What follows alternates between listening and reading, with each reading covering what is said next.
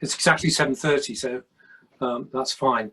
Jane has her pen poised, presumably. I do. Good girl. Okay, let's commence the meeting then. Meeting on Wednesday, the 11th of November, 2020. Can I remind you that we have a general consider the following matters in the exercise of its functions: equal opportunities, race, gender, sexual orientation, marital status and any disability, crime and disorder, health and safety and human rights. The public and press are cordially invited, and we have some members of the public here, and that's great. Thank you. I would remind you that this is a public meeting and it's being recorded. So can you please be very careful about what you say? In particular, can you respect other people and adhere to the code of conduct which we as councillors have to adhere to? The first item on the agenda is the public discussion of items on the agenda. So if there's anyone from the public who wishes to raise anything relating to items on the agenda, please do so now. Sue's raised her hand. Go ahead, Sue. Flooding outside of Sarum. I would imagine that Martin will probably cover it in his report, but I just wanted to flag that up because it is bad again. And also with Langmore Lane, obviously that's on the agenda, but I can speak to that at the appropriate time. Yeah, thank you. Any other comments from anyone? I'm afraid I can't see everybody, so I guess Jonathan's the only one who can. Is that right, Jonathan?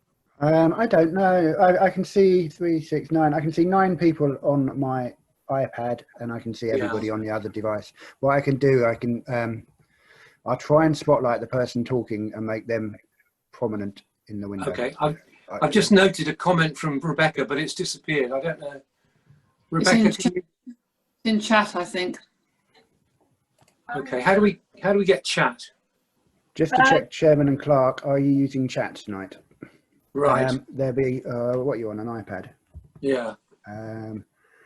More. I can do it if you like. It's if you want, Rebecca, that's fine. Yeah. It's more, is it? Oh, yeah. Click on more and chat. Okay, I've got it. Should be at the top. Yeah, got it. Yeah. Can I move it? It's right in the middle of the screen at the moment. Isn't it? If you click on it again, it will disappear. Yeah, but that means I can't see it, doesn't it? Or You'll get a flag that comes up if a message comes in for you. okay, fine. Okay. Well, if I miss anything, apologies, and somebody shout, please. I can see it. I can see it in time, so I'll keep an eye on it. Oh, that's brilliant. Okay. Okay, item 1. Sorry, have we finished on public discussion? Any other points made by the public? No? Okay, I'm going to move on to item 1, present and apologies. Any apologies, Jane? The only apology is from Alex Bishop, our community policeman, who can't be with us tonight but has sent his report. Thank you. Any declarations of interest? Okay. And it then says to consider grant of dispensations, but I have no idea what that means. Can anyone help me? It's always been there. Yeah, I know. I've just, well, okay, well, we won't then. Moving on. Grant any dispensations. Okay, I think, David, I think what it is, David, is if someone can't attend a meeting and for some reason they should have been there and it means that their role as a council, for example, is out because they haven't attended up, because we can give them a reason for saying it's okay, don't worry about it. Okay, that's great. Thank you. Very helpful. Let's move on to the minutes. You've all seen the minute of the meeting held on the 10th of December 2020, and you can obviously check it online as well. Are you content to approve the minutes? Somebody propose? Just subject to the fact that we will rediscuss the yeah. written in Bloom. Indeed, yes. Happy? Yeah. Proposal. Thank you, Jonathan. And seconder. Second it. Oh, yeah, okay. Thanks, Chris. Thank you very much, chaps. Item 3, matters arising from the minutes and raised by members. The first item is the Purple Pen Solar Farm project. And Jane, you've done some work with them on this, haven't you? Yes, I went back to them after the last meeting to thank them for their work and say that overall we were happy with the new access and thought it had great merit. Pointed out the couple of snags we saw about it. Michelle has come back and thanked us for that and is grateful that we are approving of that. Since then, the main changes they have had is they've updated their website. So there's a new site plan available to be seen, and there's a much more detail on it. And it's worth having a look at it. I'll put the website details in the minutes, but it is quite interesting to see the detail they've now put up there. And the other thing is to say they still have not put in their planning application. They're working on some land matter at the moment, but they're still hoping to have it in before the end of this current year. Thank you very much. The next item is the finger arm post. Has anyone had any further thoughts about the finger arm post?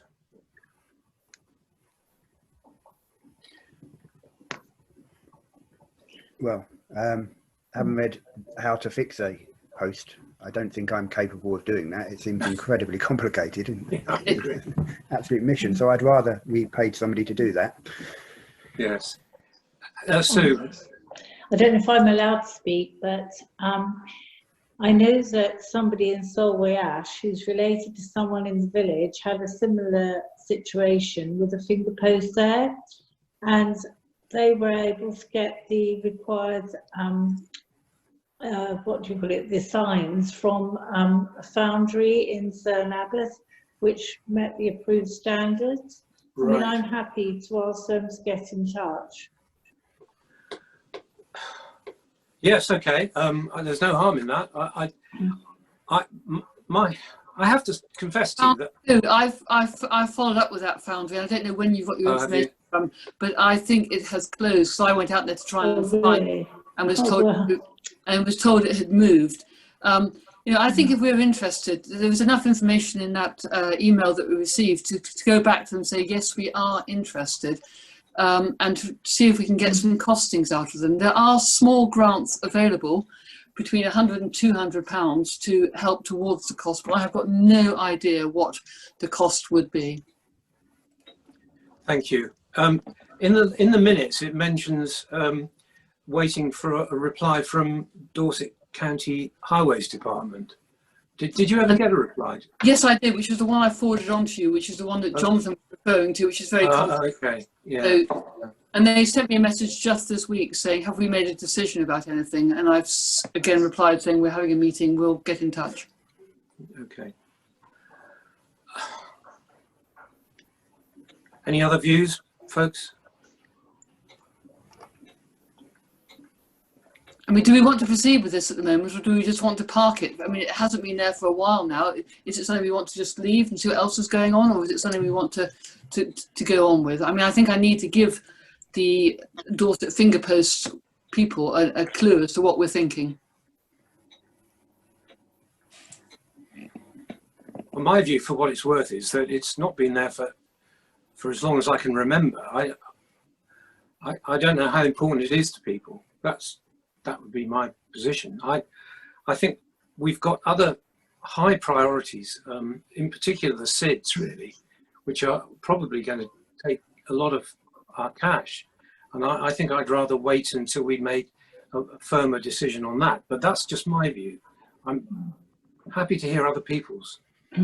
Just done a quick Google, and we can get a finger post with 2 fingers and a ball finial made out of metal, looking rather smart, for £899 including VAT, which includes VAT. So it's not an enormous amount of money, but no. Given I don't even know where this sign is, it's difficult to really have too much of an opinion on it, really. Chris, you want to say something? Yeah, I agree that it perhaps should go on the back burner for the time being, although that does seem a reasonable price. Yeah, But then there is installation, presumably installation costs. presumably. You know, so you've got a post, but somebody's got to I put it did read where it's somewhere got in to some go. of the documentation that Jane sent over that the highways guys are willing to fix these kind of posts for free. That's correct, Jonathan. Yeah. Oh, right. But I still feel it should go on the back burner for the time being, with the other considerations that we have at the moment. The most important one being the SID. Eve, have you got a view? We can leave it for now if you want. Okay. B, where's B? I'm here. Yeah, I can't see you. So. I really haven't got a view on the finger post. I don't think many people or nobody's mentioned it to me, and I've not really missed it. So, No. as far as I'm concerned, it could go on the back burner. Has anybody made any comment about it at all to councillors? No, I haven't. Only me. Yeah. Can I just say, the reason I raised it, which I did when I was a parish councillor, was that years ago, and I do appreciate many of the new people to the village won't even know it was there. It was on the corner of Lecture Lane with the A356 on the eastern side of the lane. And the reason I raised it initially was because it was of historic interest, you see. It was an old Dorset roundel. It wasn't, you know, one of the modern type. It was quite ancient. And that's why, but I do appreciate the need for it to go on the back burner with more priorities at this stage. But I just thought it would be nice because of the historical interest, the fact that it did point to Maiden Newton one way. I remember when it was actually working, although even then falling into disrepair. So I'll say no more now, but I just wanted to put it in context. It was more like a highway sign, but an ancient one. Okay, well, obviously we're not going to get that sign back. The feeling of the majority is clearly that we should delay a decision. Yeah. So can we put it back to the next meeting, Jane? Yes, certainly. Bearing in mind the information that Jonathan's just supplied us with. I've just sent that link round to everyone. Okay, brilliant, thank you. Langmore Lane, we're delighted to see that work has been done, and we've had to pay for it, but it wasn't an excessive amount, £300 if I remember rightly, Jane, and there may be more work to be done at a later date, but we're not too sure what that is. I guess that Sue will return to that in her report on the footpaths. Now, the next one is the Parish Council Notice Board. Chris, you did some work on this, didn't you? Could you just remind us what you found out? Well, there's a website called Dorset Notice Board Company. Yeah. And they have an amazing amount of notice boards at all sorts of prices. The one I found, which I thought was nice, is actually metal, which is a good deal cheaper than wood.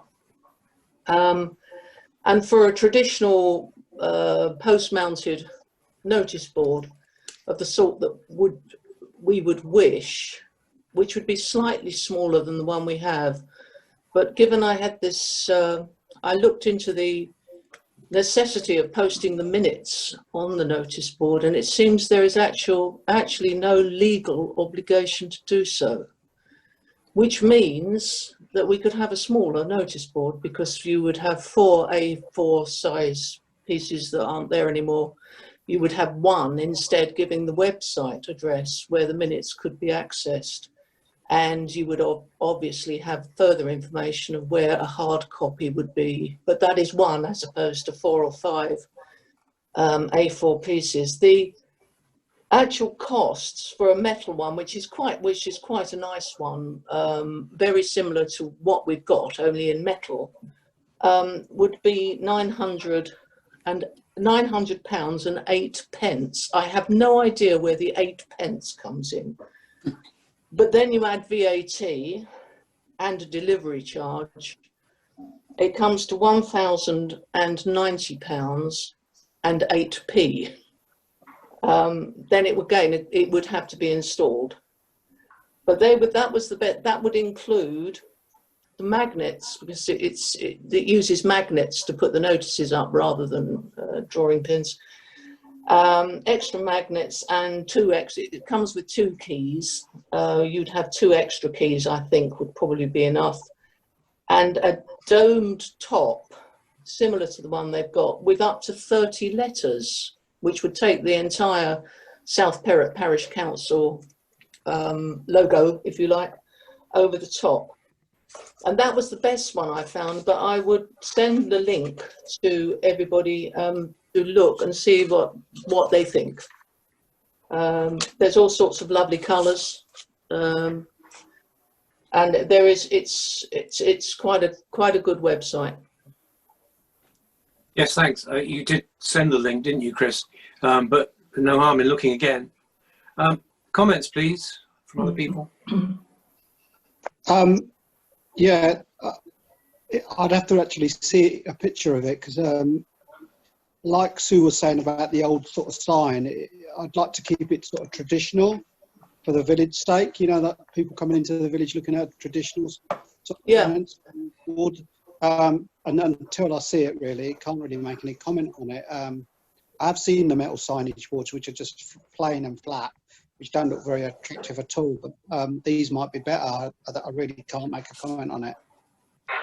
It's, if I may say, B, it looks very, very similar to the one we've got. Oh, great. If you got it in brown, you wouldn't automatically see it as metal. Right. It looks very, very similar. You know, it's exactly the same design. It has 2 glass doors, a domed top. It's just that it's not wood, it's metal. It may last longer than wood, of course. Yeah, probably will last long. Yeah. But I will send the link. Sorry, I should have sent that out before the meeting, but I thought I'd sent them to everybody, but presumably just to David. I got it. Yeah, I got it. You Jane got it. Yeah. Oh, sorry. I'm sorry. I seem to have not sent it out to everybody, but I will do. I mean, I think the point, surely the point we've got to bear in mind is that the conversation we've just had about the finger post kind of applies to the notice board as well, doesn't it? I mean,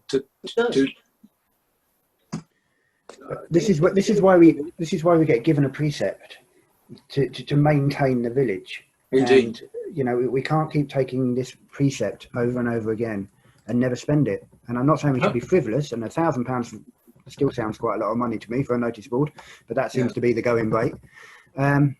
You know, I think we almost not have an obligation, but we should seriously consider it for the future of the village, really. So that's my view. I think we should do these things, and if we have to put the precept up next year to cover some more expense, it's only pence, the precept, really, compared to the majority of your council tax, which is typically quite large. I don't know what anybody else's view on that is. Yeah, please, more views. No, I don't disagree with spending the money that we've actually got on something, but also it has to be in keeping with the village. It's no point putting in absolutely something that doesn't fit in with our village. This is a pretty little village and we want to keep it like that. I'm not actually against the signage or the signage board. I'm just saying let's pick something that's going to fit our particular village. I agree with you. I agree with you, B. I think it should be. I haven't seen it, so I really can't say, yeah, let's go for it. So once we've all seen it, we can say, yeah, that's fine. And we can do that after this meeting as well. So, Jane? I just wanted to raise the subject of the minutes. I don't want my work to be seen across the notice board by any means, but my point about it is that some people don't have access to the internet.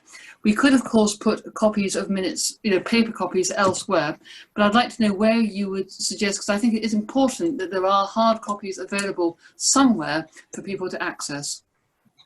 Totally agree. Yes, I agree. But when I was sort of ploughing through stuff online, They seem to say that minutes could be lodged at the library, which we haven't got, but they can be lodged in a local library, and then on the notice board it tells people where a copy is lodged. The other alternative is to give the name or contact details of someone who will supply a hard copy.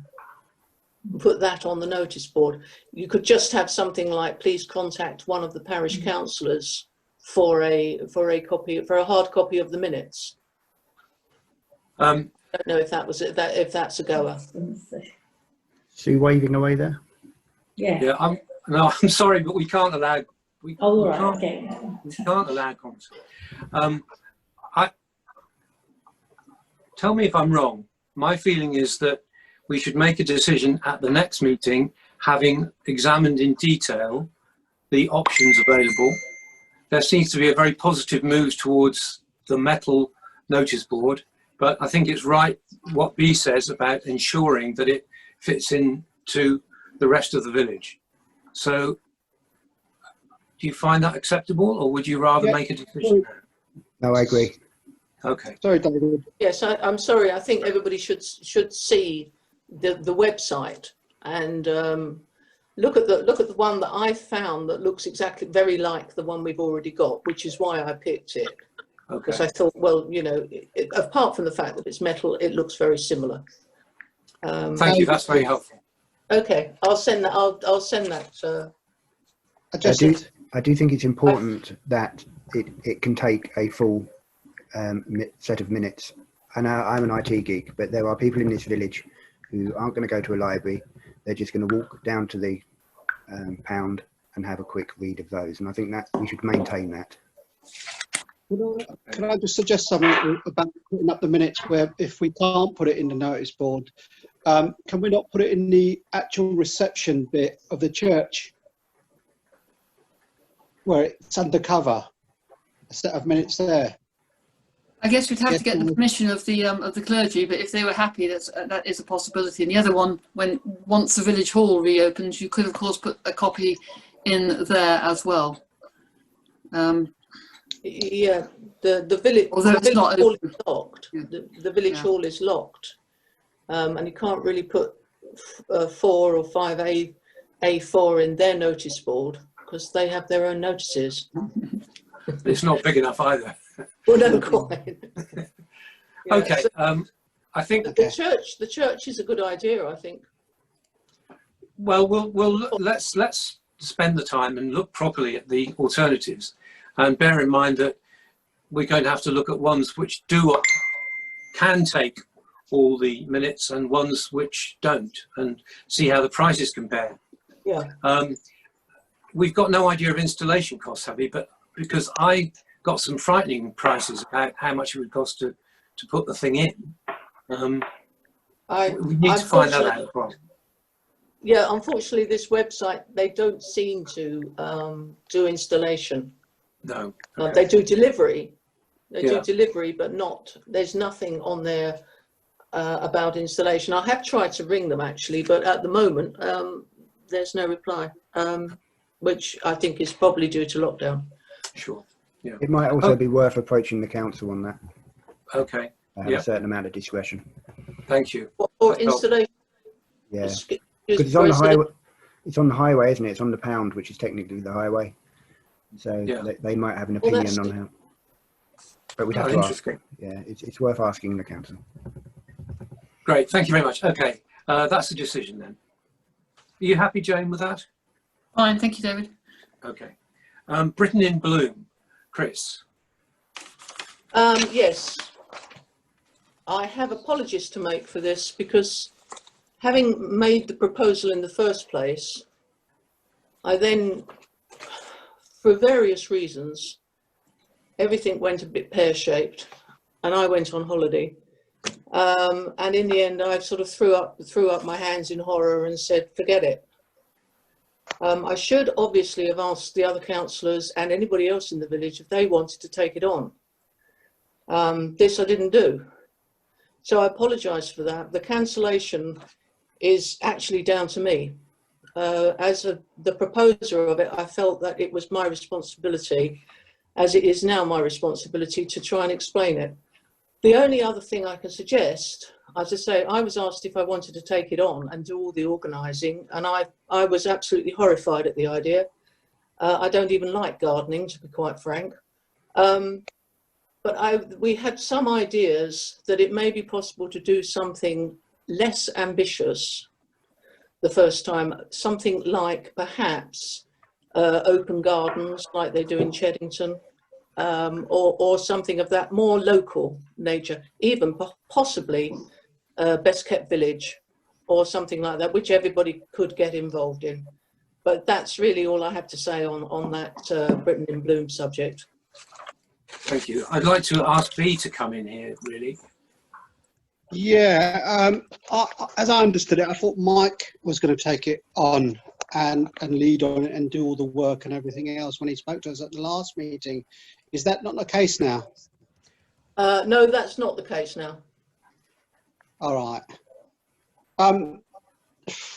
At the top, I mean, when we spoke about it last time, as far as I understood it, we all supported it, and it was going to get taken forward, and I really can't understand why that isn't the case now. Any comment? Well, I think there was a misunderstanding. As I understood, and as the minutes showed from the meeting, the Britain in Bloom proposal by Mike was that we as a council supported the idea, which we enthusiastically did. But it turned out that Mike was really after more than just sort of verbal support. And as a result, we pushed back, and again, like as Chris has said, I must apologise to fellow councillors because I didn't circulate what was going on at the time. The whole thing was brought to a head because Mike had written an article for the Pump and Pound, which started, the parish council is delighted to announce ... And of course, you know, put bluntly, Mike had no right to speak on our behalf, and also he seemed to be assuming a lot more of what the council was signing up to than we had understood at the meeting. Okay, well, there's misunderstandings on both sides, I'm sure, and Mike apologised for his misunderstanding, and at that point he said he didn't want to continue. Now, at the same time, well, just immediately after the meeting, I spoke to you, B, didn't I? And you said that Britain in Bloom was far too ambitious. And I'd like you to expand on that, please. It's not that it's far too ambitious. What my view of it is, and as I understand it, you could make it as big as you want, depending on the amount of people you want to involve, or as small as you want. And personally, I would start off smaller and just have something like they do in Cheddington. Like Chris just said, you can have a competition within the village to say, let's have a competition and call it South Perrott in Bloom, to see who's got the best front garden, best back garden, best container garden, best wildlife garden, and have different categories, and have judges that you nominate within the village, maybe people from the gardening club, on a given day, to go around and do the judging, have a winner, have a presentation evening. That's the start of Britain in Bloom. You start off one year, people get used to keeping their gardens neat. Next year you can do Dorset in Bloom. So enter with all the villages in Dorset, and judges from outside come and judge our village compared to other villages. And then you can do Britain in Bloom the third year. So you build up to Britain in Bloom at the bigger competition. But you can start off small, and it's a shame that we, as councillors, that we couldn't have left it for a while, and had Mike back and discussed it in more detail with him as councillors, as all of us, instead of having these misunderstandings. And it's a little bit, leaves you a little bit flat when it is a good idea and it's quite easy to do. I don't know what sort of support Mike was looking for, but I'm sure we could have worked something out. So it leaves me saddened, really, I that we're agree. not doing it. I do agree. I think it complemented other things that were going on in the village. Yeah, You know, people are working definitely. on Millennium Green. They're talking about planting trees. Yet Yeah, bringing all that together seemed like a strange or a bad idea. And I just thought they absolutely complemented each other. I'm saddened by it that it's Mm. not going to happen. Chris? I'd just like to say I agree with B absolutely, and Jonathan. I mean, it was a good idea, but having said that, if we don't have somebody organising it, I don't see how it happens. I think only And Mike if has somebody- rescinded his option to organise this because he felt he was told he did not have the support of the parish council. That's why he pulled it. That's my understanding. That's not true. That's absolutely I not think true. this is. Can I just say this is where the misunderstanding. You know, Mike and I are extremely good friends, as you may or may not know. We are still extremely good friends. This has not changed that. There were misunderstandings on both sides. One of which was quite important, was the fact that the commercial aspect of this big competition was not mentioned before we took the vote. Now, that was an oversight on my part. I had got it down as a note to make sure that it would have been mentioned. Unfortunately, it wasn't. But that becomes a sticking point. When somebody is going around trying to get commercial sponsorship, and we actually hadn't voted on the commercial aspect of this. So that was just one thing. I can't, you know, we haven't got time, and I'm sure we haven't got the inclination to do a completely forensic examination of this. Suffice it to say, there were misunderstandings on both sides, and unfortunately, as an organiser, we've lost Mike. Now, if somebody else, I would be delighted if somebody else wants to pick up the ball and run, because it is a good idea. But I, for one, I'm not going to, I can't organise it. I haven't got the time or the inclination. I think we should approach Mike again because the text of the email he sent to the team news I does not have support that. I have approached Mike before we had this, before this meeting. In fact, I was on the phone to him yesterday, and you know, and said, would you like to do anything towards a open gardens or anything? And at the moment, he is saying no. I wonder if there's anyone in the gardening club that might be interested in taking this on, or the club itself. Should we approach them? Once again, I did actually contact Rebecca when we first had this idea, before it even came before the council, to find out if the gardening club would be interested in any way in helping. And she said the gardening club in South Perrott is in single figures. So there's not a huge number of people. But she thought it was something, this is Rebecca Taylor, by the way, who is the secretary. Yes. But she thought it was a good idea in principle. So that is an avenue that could be explored further. Okay. I will offer to approach the gardening club, or unless, Chris, you'd like to do that, since it was your baby. That. I can get back to Rebecca, yeah. Okay. I don't know who the president or the chairman or anything else of the gardening club is, but I know Rebecca is or was the secretary, so I can approach her. Martin must know. I can't see Martin. So Martin Gillingham, because he's a member. Oh, is he? You're in the gardening club, Martin, aren't you? Long time ago, yes. Oh, okay, right. But I think Rebecca and Richard, her husband, are taking over the running. Oh, right, okay. Yeah. Right, thank you. Well, I think we're all agreed that it's a great idea, and I will stress that at no point did we ever suggest anything other than enthusiasm for the idea, for the principle. It was just making it work in practice that was the issue. Okay, let's move on. Report from Dorset Councillor, Police Officer, River Warden and Footpath Officer. Rebecca is somewhere here. I can't see her, but if you could make your report now, please, Rebecca. Hi. Hello, Chairman. Yes, hello. I can see everybody. Oh, you're lucky. Well, there are a couple of things. I'll just start from a Dorset Council perspective and perhaps then go on to a few little comments on what your previous conversation was. Dorset Council at the moment, as you can imagine, are very much coping with the COVID issue. As a council, and I sit on the local outbreak management plan, we were very much in favour of local outbreak plans rather than a national outbreak lockdown.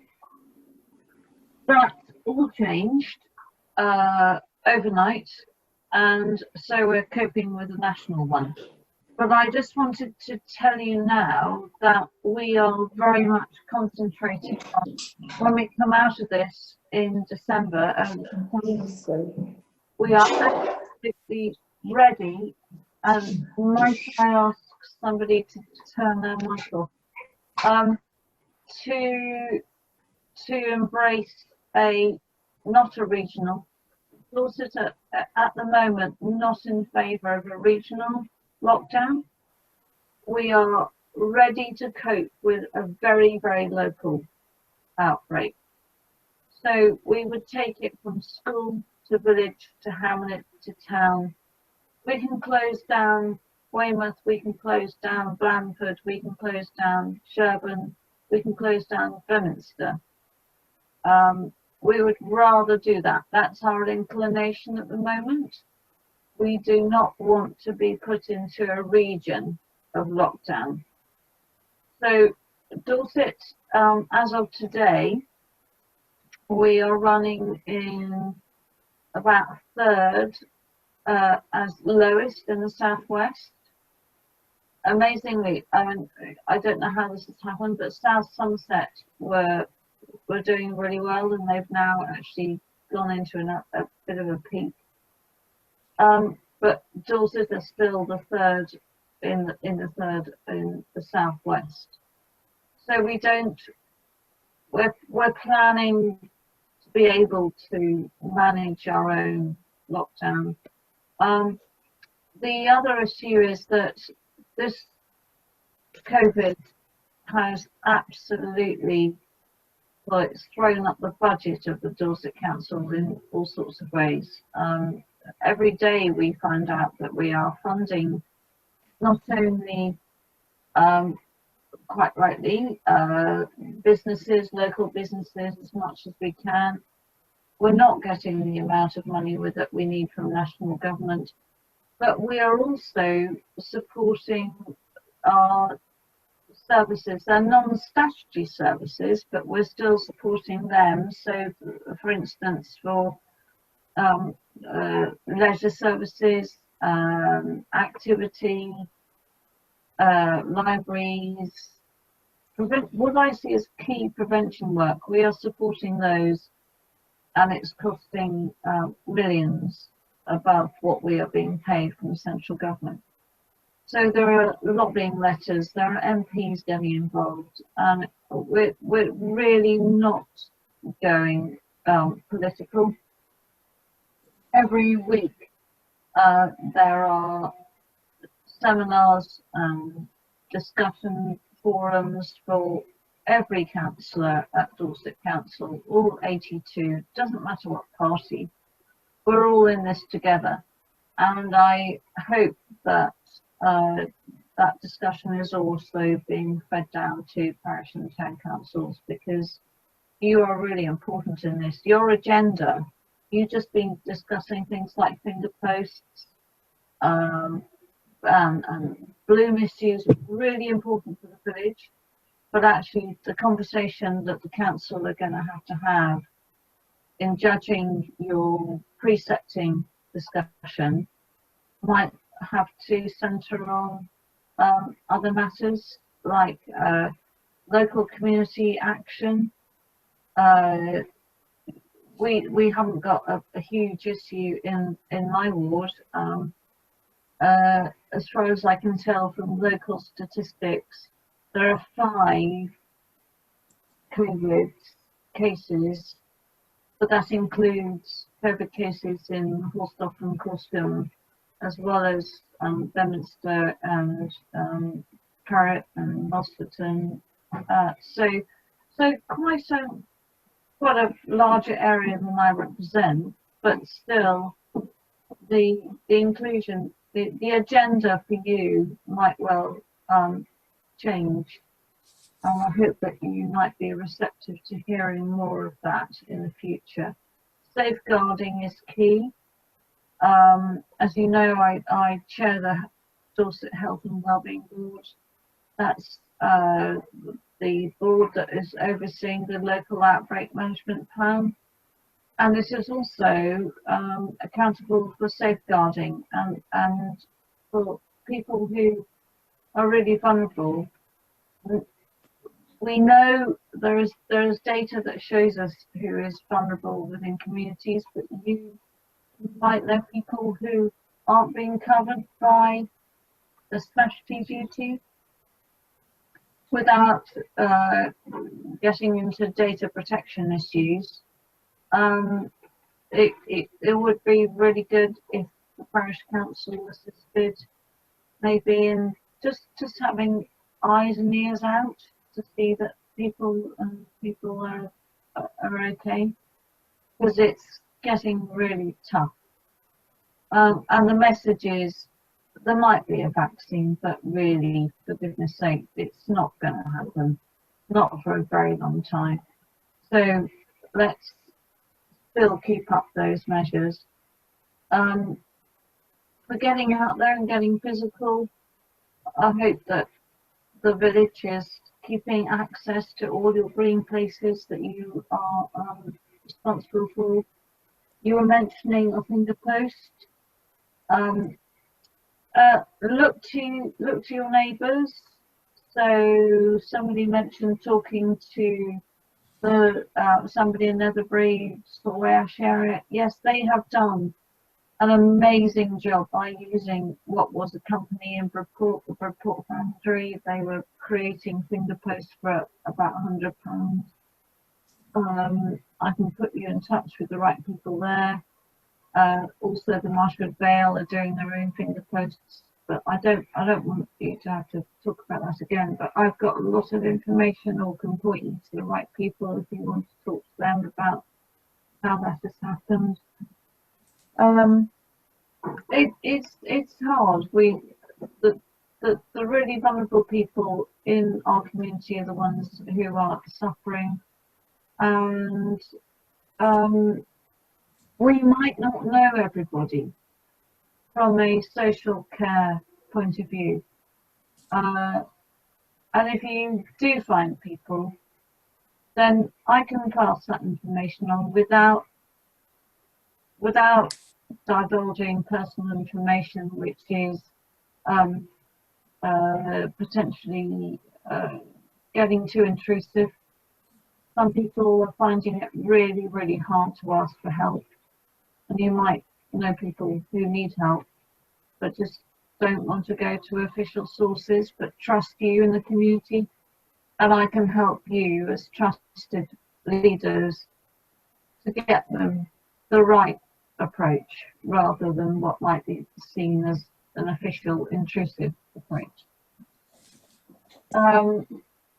One of the issues that I know you've been talking to me between meetings about was one of the planning applications within the village, which concerns the Heron Hounds.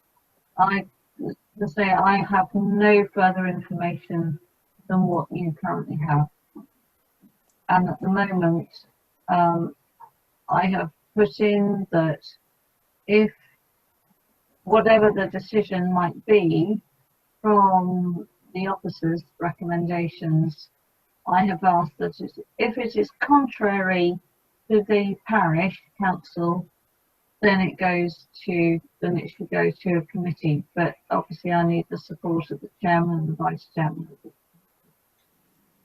So that's all I can say on that matter. Thank you, Chairman.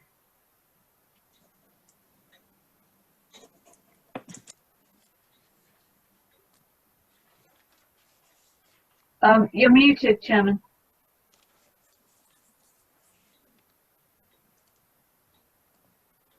Okay. Thank you, Rebecca.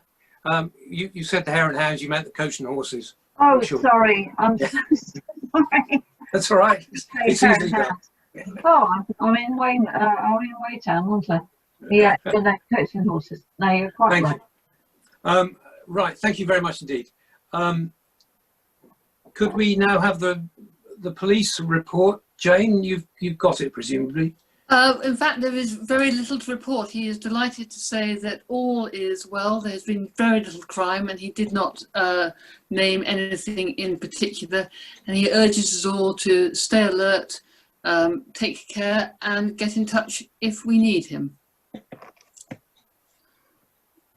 Thank you very much. Now, Martin, as River Warden, there are some quite interesting issues around your report, I believe. So go ahead, Martin. Thank you. Thank you, Chairman. Jane, can I ask if you've circulated my revised report? I have not, Martin. No, I have not. Okay. Probably I'd better read it out then. Okay. Since the last meeting, we've had the first named storm of the winter season, which was Storm Alex, and the month of October in particular was very stormy, and the 3rd of October was in fact the UK's wettest day on record. The amount of rainfall that we've had has unfortunately included the flooding of the main road outside Sarum, which has become the perennial problem that we have had over the last few years.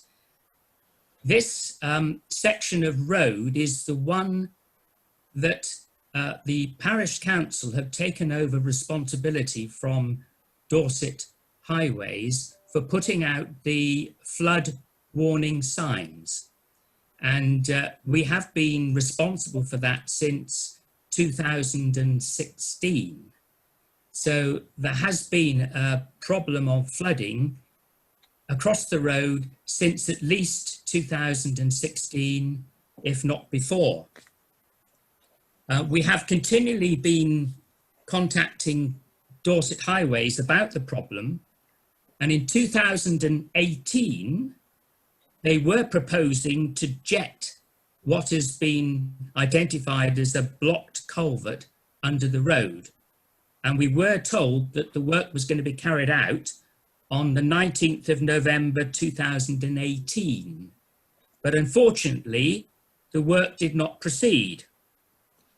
The following October in 2019, we again raised the issue of flooding outside Sarum, and we were told that the highways would put a CCTV camera up the culvert to check where the blockage was. We don't know, in fact, whether they carried out that work because we heard nothing further from them. But the fact of the matter is that the road is still flooding at that location in times of heavy rainfall, and particularly on the 30th of September and on the 31st of October, I have photographic and video evidence of the road being flooded. I've also taken videos of the culverts that are supposed to discharge into the river from the road drainage. And on the worst occasion, which was the 30th of September, there is clear evidence that 2 of those culverts were running water and draining water from the road, but the middle culvert was completely dry. So there is clear evidence that the middle culvert is blocked, and despite protestations by highways that they were going to jet it and put a camera up, nothing has happened. In the meantime, I have asked highways if they will supply me with some small triangular road flooded signs, which I'm quite happy to put out when the road floods. And they have told me that they will be providing that. So that's the situation, Chairman. Thank you very much. Councillors, would you like to comment?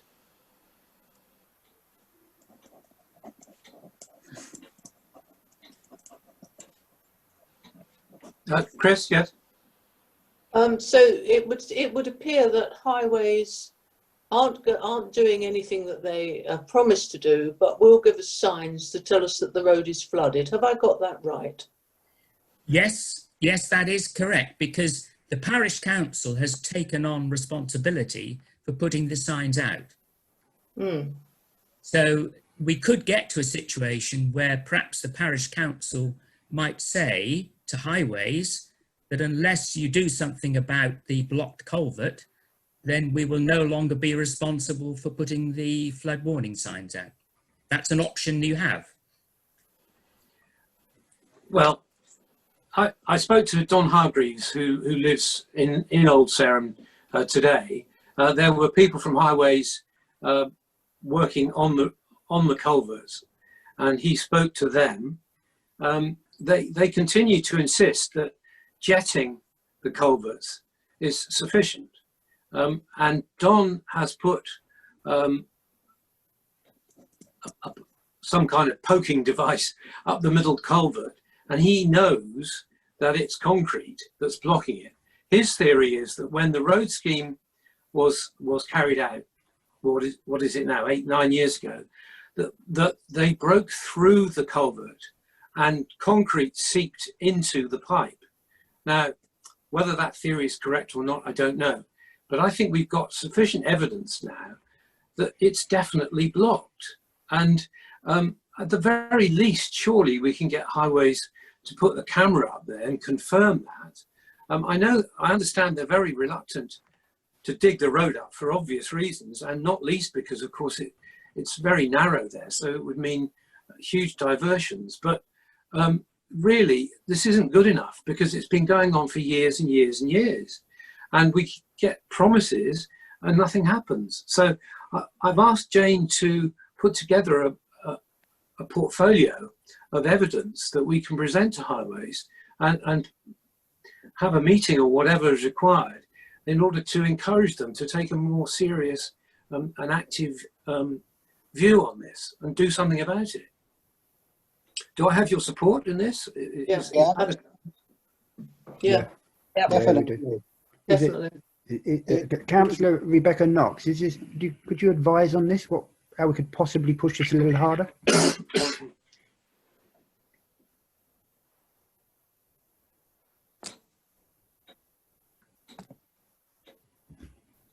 Is Rebecca still there? I can't see. Yeah, I don't. She may have just wandered off to get a cup of tea or something. Don't blame her. No. Yeah, well, we should get it done because it's just ridiculous. This goes on every month. Thank you very much. Yes, Chris. If I might say, it seems that highways can dig the road up fairly quickly for other purposes, but can't dig the road up for this. I think I know what you're referring to. I'm making a rather mischievous connection there, but I'm sorry. They can dig the road up without telling anybody. Yes. On the parish council that they were going to do it. Yes. But when the parish council asks them to do something like this, then it's not done. Yeah. Well, I think that certainly. Well, we'll take that forward in the way that we suggested. That's great. Okay. Now, footpaths. Sue. Unmute. Sorry, I was talking to the wife.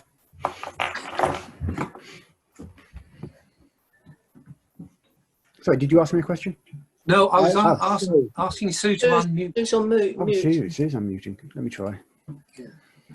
There you go. There you go. Okay, right. Okay, you hear me now? Yeah. Having just heard what Rebecca was saying about keeping healthy and what we all know about keeping healthy during this dreadful time, walking is one of the most important forms of exercise. So I just thought I'll preface my report with that. And I have actually got a written report here, and Jane, I will send you a copy of this after the meeting to go with the minutes. So I'll just quickly read it out. covering the point on Landmore Lane that we discussed earlier. Many of the footpaths in South Perrott and adjoining parishes continue to be used regularly, and in the last months we have had some newcomers to the village who are also keen walkers. And some of you will remember Desmond Meadows did those artistic maps, and I shall make sure that all the new incumbents here will actually get a copy of those maps. And in fact, if anybody else wants a copy, I will do some and let you have them. I'm delighted to report, and as David mentioned, that since the last PC meeting, Landmore Lane has been repaired, the bank where the cows damaged it. There was also, when the chap came who actually gave the quote or effected the repair for the first part, he also noticed that higher up the lane by the stone bridge, there was considerable wear and tear there that needed to be addressed. Now, I think that is going to be looked at too, and I'll mention that a little further on. The other work that's been done is footpath number 1, which runs from the old school in Pipplepen Lane to the county boundary at Wood Dairy Farm.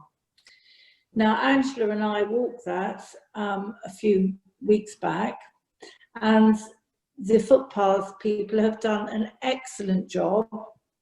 They've actually created a sleeper bridge across the gully between the first and second fields, and they've also installed a handrail. So we have thanked them. I have thanked them, and I know Angela has as well. You mean there Jay? are some new way markers, but unfortunately they don't extend between the second and the third field.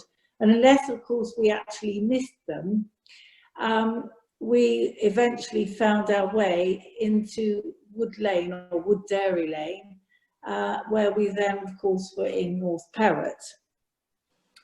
Now, there are some outstanding matters to report, and these are that Langmore Lane, a section of the bridleway near the stone bridge, as I said before, is still in need of repair.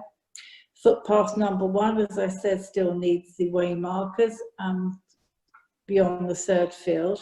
And footpath number 10, which is from Tumberlands in Letcher Lane to Chapel Court Farm, still needs way marks to replace those that have been damaged and are missing. Now, I did email the senior ranger. In fact, I've emailed him, his name's Russell. I've emailed him on 2 occasions since the last meeting, and he actually phoned me this afternoon.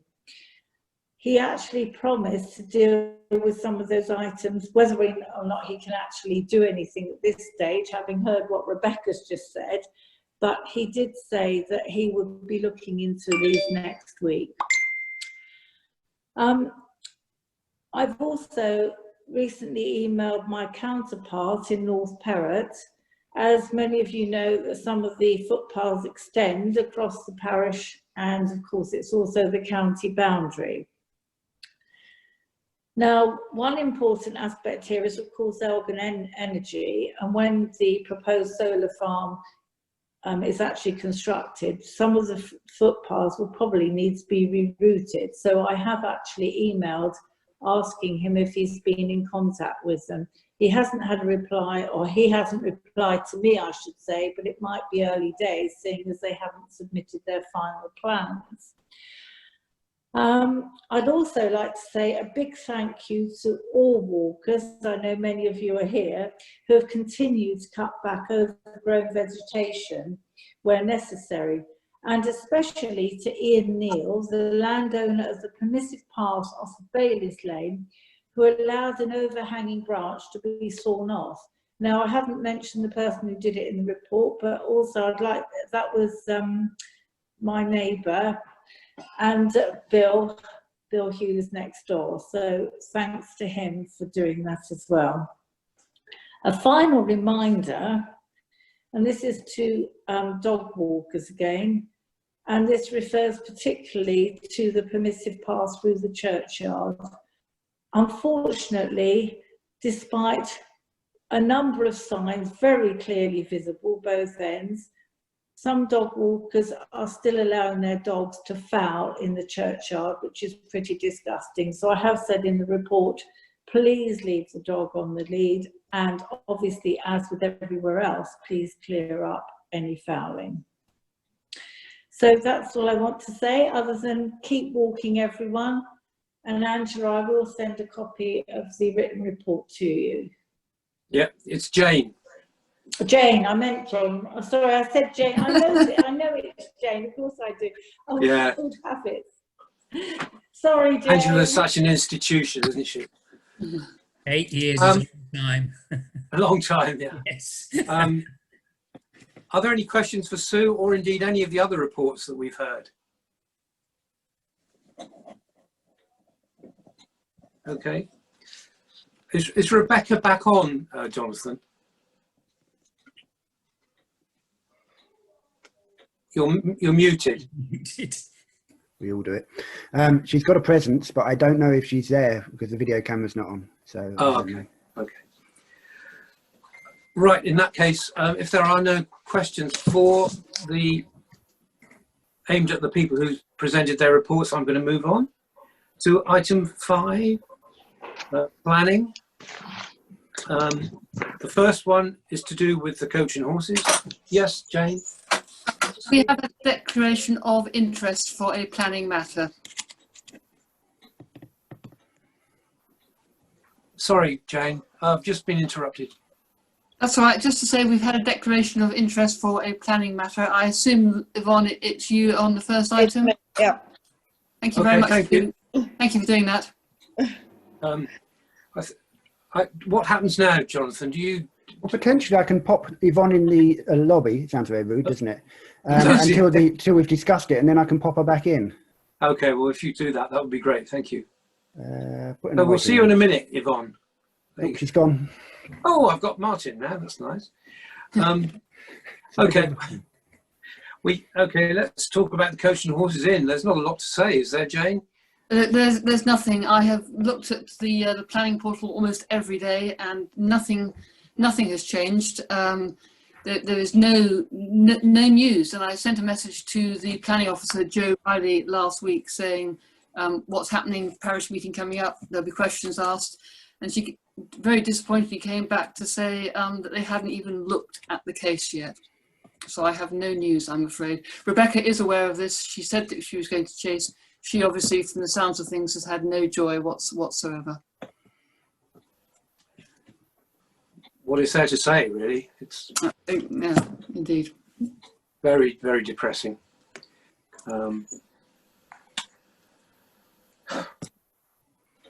We keep going. That's all we can do, isn't it?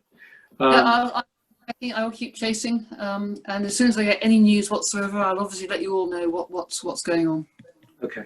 Thank you very much. Any other comments, please? Okay. Right. We can let Yvonne back in. Jonathan. She's back. Okay. Somewhere. Are you there, Eve? Hi, Eve. Okay. Right, thank you. Let's move on then to decisions notified by DC since last meeting. Just for however you say the name of your house, Jonathan, it was approved, and I don't know whether the work's been done, but it was approved. It's not been undertaken yet. No, I've got to find the right time of year apparently. That means. Okay. Thank you. Right, new applications, none. Tree applications, none. Other planning matters, none. Any other issues of planning that anyone wants to raise? Okay, now I'm looking forward to number 6, which is the highways update. And I asked Neil Deinhardt to come along and speak, if he wishes to, on this matter, because he was part of the team that looked at the A356 and the possibility of this SID. So I don't know who wants to take this on.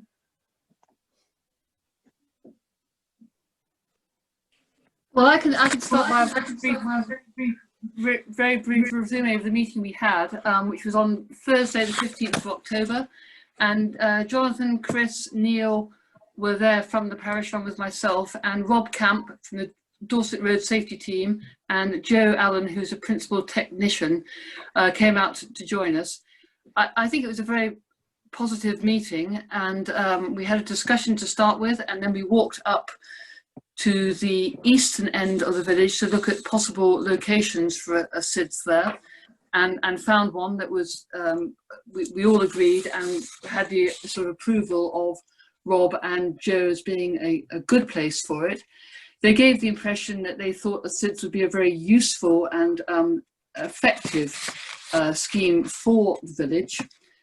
They also said that they'd been to the western end of the village and there was only one potential site that would be suitable for it, but they had concerns because there was already a variety of signs on that particular post where the SIDS would need to go.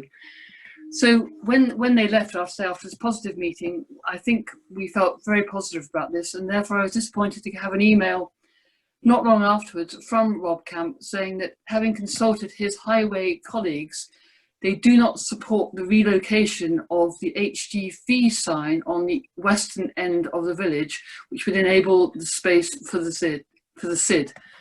And they weren't keen on a second post next to the existing SID, as there'd be too much information in one location.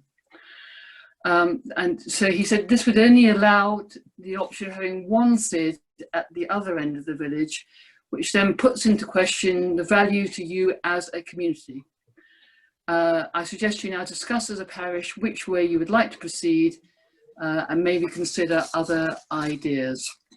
So that's a brief resume of what happened. I don't know, Jonathan or Chris, whether you want to add anything further to that. Not really. That's a good summary. I'm equally disappointed that we can't get one at the west end of the village. I noted, I don't think you mentioned it, you might have, that we could make more effort with the, you kind of call them a gateway or... Gateway, yep. Yeah, indeed. gateways at either end of the village. I was unaware, I've been here 5 years, I was unaware they even existed. And if they could be jet washed, painted, tidied up a bit, it would signal you're entering into a village. At the moment, that isn't there. It won't stop the real speeders, but at least it'll help.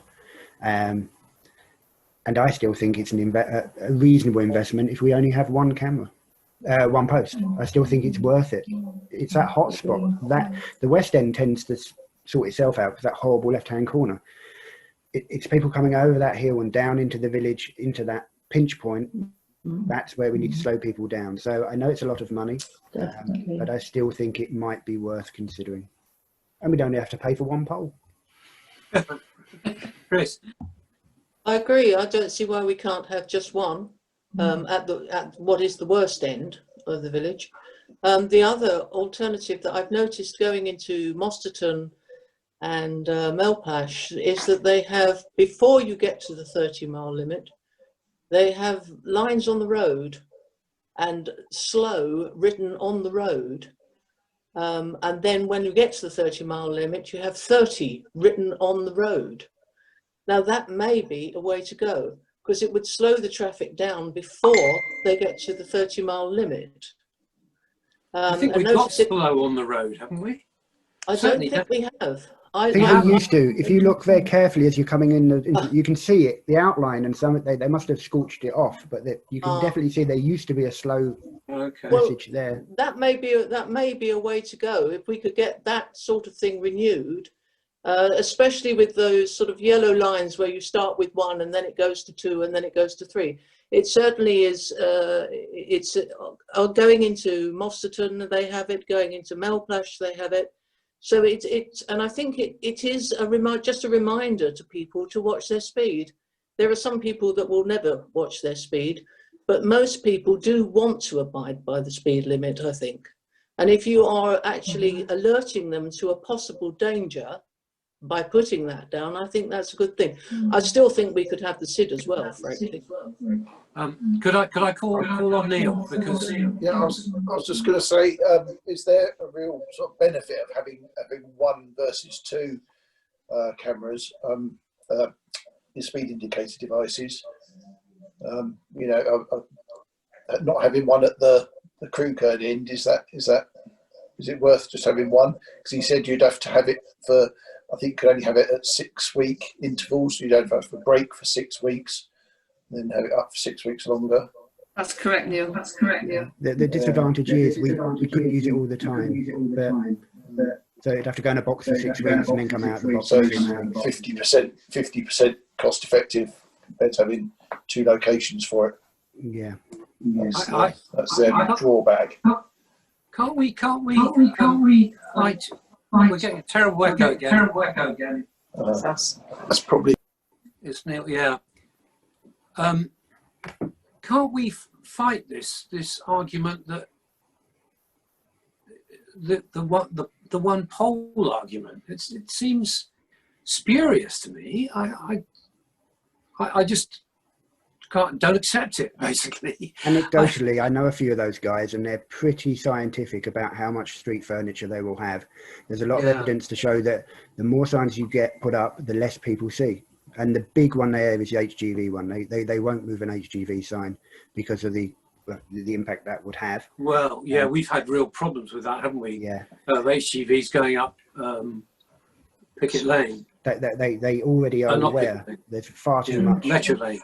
Yeah. There's far too many signs in Dorset as it stands. They're looking to reduce those if they can.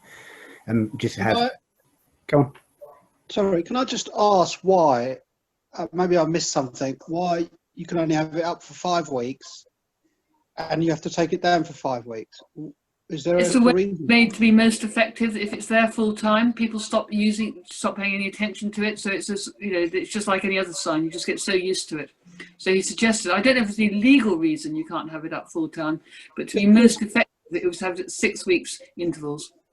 I don't totally agree with that, because they have got one at Mosterton. Only as you enter Mosterton, you'll see it flash up at 30 mile an hour. And I see it all the time. Sorry? No, it moves every 6 weeks. It goes from one end of the village every 6 weeks.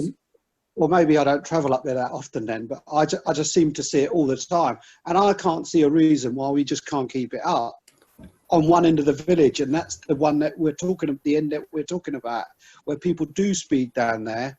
And, when you see one of those signs, it's like you say, most people don't want to speed, but don't actually realise how fast they're going.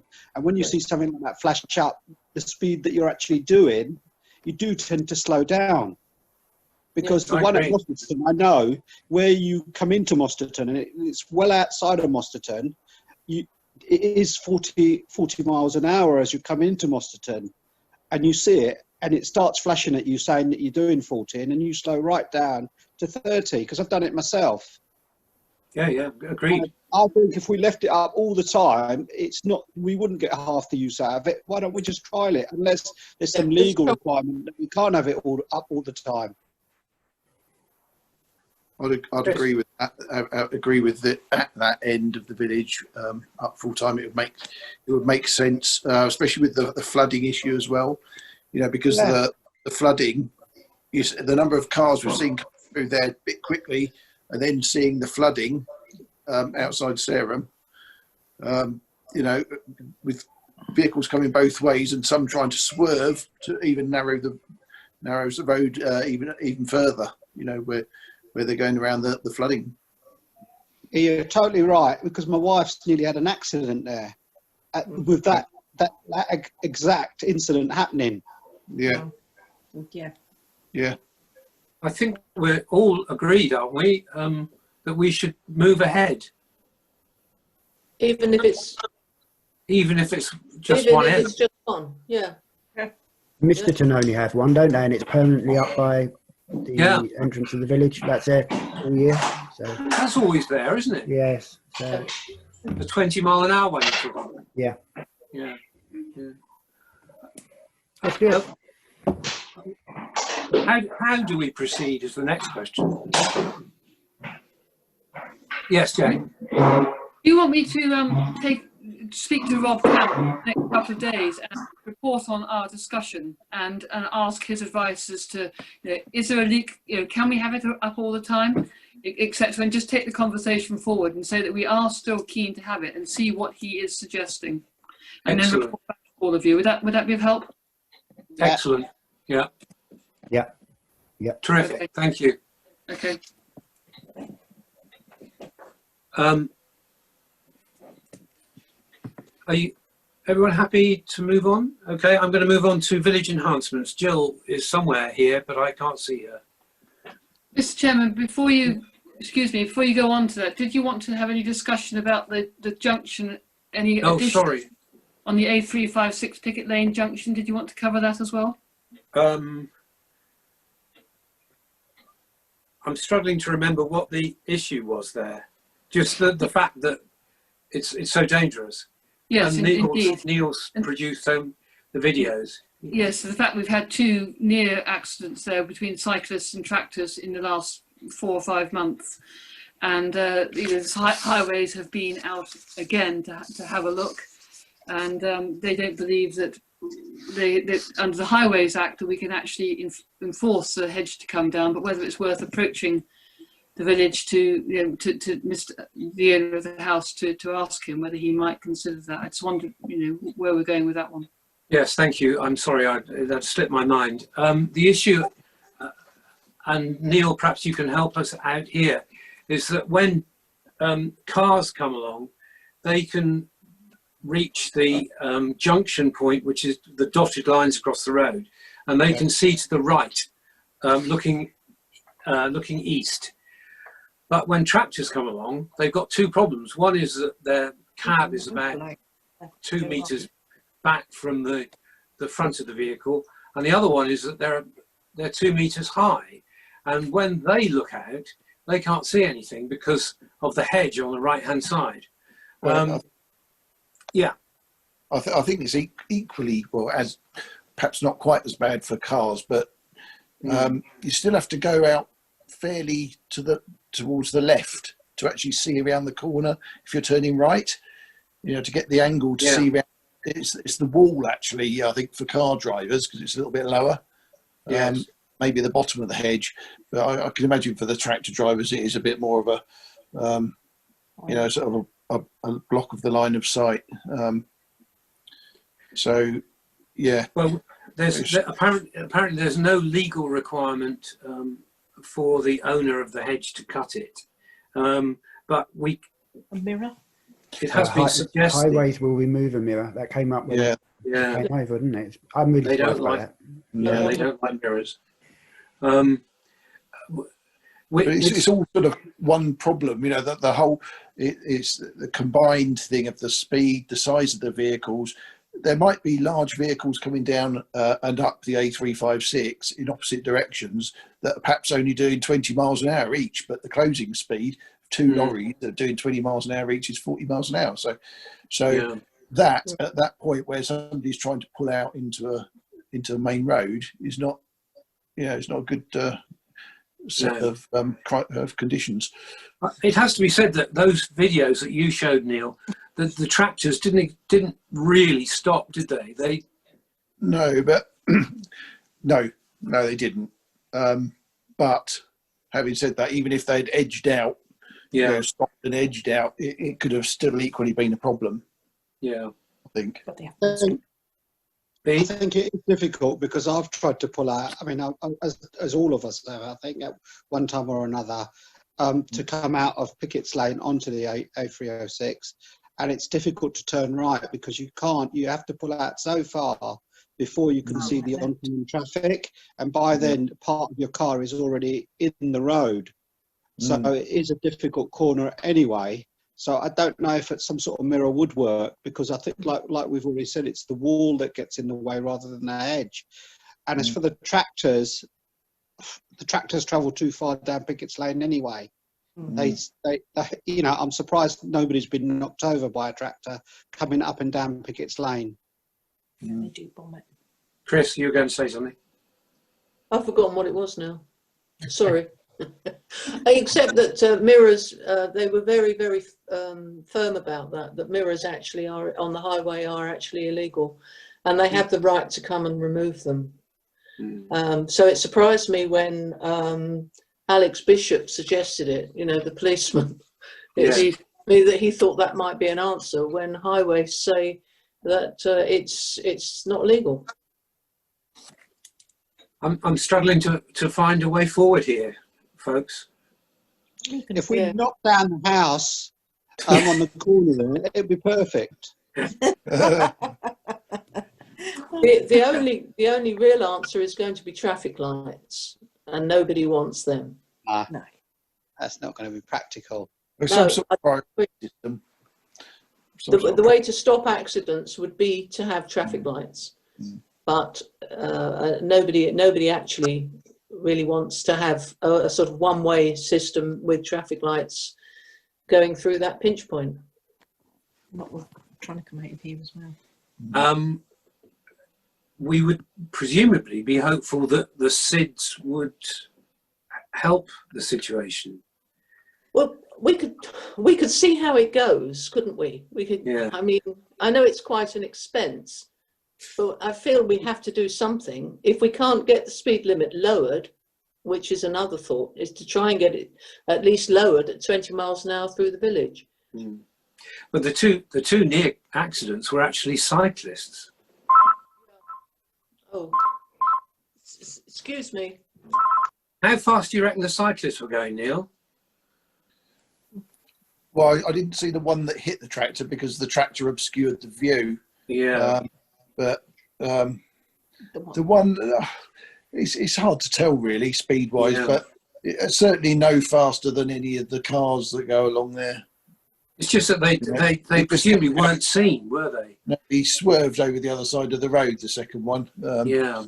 You know, had the flooding been there at that time, he would have got quite wet, I think. Chris? I've remembered what I was going to say. One of the nastiest incidents, although nobody was actually hurt, was the one between the white van and the big truck, which happened early in the morning, where the white van hit Sylvia's. Oh yes, yeah, that's right. Very substantial doorstep. Otherwise, it would have been her living room. Yeah. And broke an axle, I believe, broke an axle and everything else. And that was quite a serious accident. Yeah. And that was well, they weren't coming out of Picket Lane. No. That was probably both going a bit fast. Yeah. And almost had a coming together. Yeah. Yeah, but we're always hearing the screech of brakes as two lorries come head to head at that junction. Daily. It's daily. You know, it's a daily occurrence. And you know, maybe they're not exceeding the speed limit, but as I said before, it's the closing speed. Two lorries that are too large to pass one another without coming into Picket Lane a little bit. Slam on the anchors, and then you end up with a standoff while they argue about who's going to reverse. Working from home, you see it more. Yeah, and I look out my window whilst I'm working, and I see it. Is there no case for a pinch point halfway down the hill, like they have in Maiden Newton? You wouldn't be able to see around the bend. You couldn't see No, us. I mean, I'm talking about halfway up the hill, where it's the straight, you know, the straight bit coming down the hill. What, like a chicane? Well, you know, like they have in Maiden Newton, There's which a is priority just one way, isn't there? So that people and you have could to make stop. make the priority to the vehicles coming up the hill. Can you have a pinch point on an unlit road? Oh God, I've no idea. I don't know. I think that's a good point, though. You probably Yeah. can't, because you can't You're have probably speed right. bumps either on an unlit Yeah. road. Yeah, you're probably right. Just a thought. Although, no lights. I could spin it past Rob Camp tomorrow when I speak to him and just see what he has to say about. Yes. Yeah. There's lots Yeah. of Because if we could get people to slow down, they would have to slow down. Then there would be no alternative. Anyway, right. Happy to move on? Well, not happy, but shall we move on? Yeah. Yeah. Okay. Jill, if you're there, I'm here. please Can you- speak. Can you hear me okay? Can hear you okay. Good. Right, as you recall, the survey went out with the Pump and Pound a couple of months ago about the tree survey about the tree planting scheme. And I had 28 responses, which were all very, very positive. They were either offering space to plant a sapling or several, or making suggestions as to where they could go in communal space. And we've got space for 130 at the moment in private spaces of shrubs, small, medium and large trees, mostly predominantly shrubs, as you could well imagine, given the garden space available. So we're well on the way to meeting the 200 in just the private spaces. I also had 8 offers of help, varying from helping to transport, planting and helping to organise, which was, again, extremely positive, and I was very pleased. So the next step is to source all the saplings that we need, and I'm at the process of trying to identify useful sources. I found one charity called TCV, the Tree Conservation Volunteers, where you can apply for packs, and these are free, and they can be ordered now for delivery between mid-December and the end of March. And I'm thinking maybe we could get them delivered mid-February, ready for the half-term break, when it's early spring, a suitable time to start planting, and kids are off school, grandkids might be in the village, and we could get more and more people involved. So the way forward at the moment, that I see, is to find the sources of saplings that we need and apply for those for delivery for spring planting, to keep all the people informed that have contacted me, and then to start planning for planting in the early spring. And it's all looking very, very positive at the moment. So thank you. Brilliant. Thank you. Comments, please, chaps.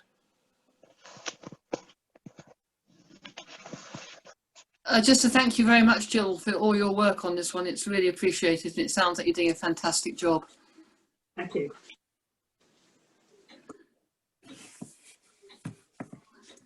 No comments? Yeah, well, I echo Jane's thanks. I'm sure we as a council are very grateful for the work she's put in. Okay, let's move on to item 8, which is the Advent Festival of Light. Is Michelle's there? Is she? I haven't seen her. Not on my screen anyway. Michelle, you there? I'm here. Okay. Yes, I am. Can you hear me? Oh, you sound a bit metallic. Not very well. Can you see me? Hi, everybody. Yes, can you hear me? Yeah, that's fine. Michelle, you might want to turn your video off. No, I promise I'm well. Nice to see you all. Loving Neil and Sarah's Gogglebox look. No video. I'll try not to take it personally, Jonathan. Is that better? Can you hear me better now? Yeah, we can hear you better now. Can everyone hear me? No? Yes. Can you hear me? Yes. I don't know. Okay. Right, so first thing, great. Okay.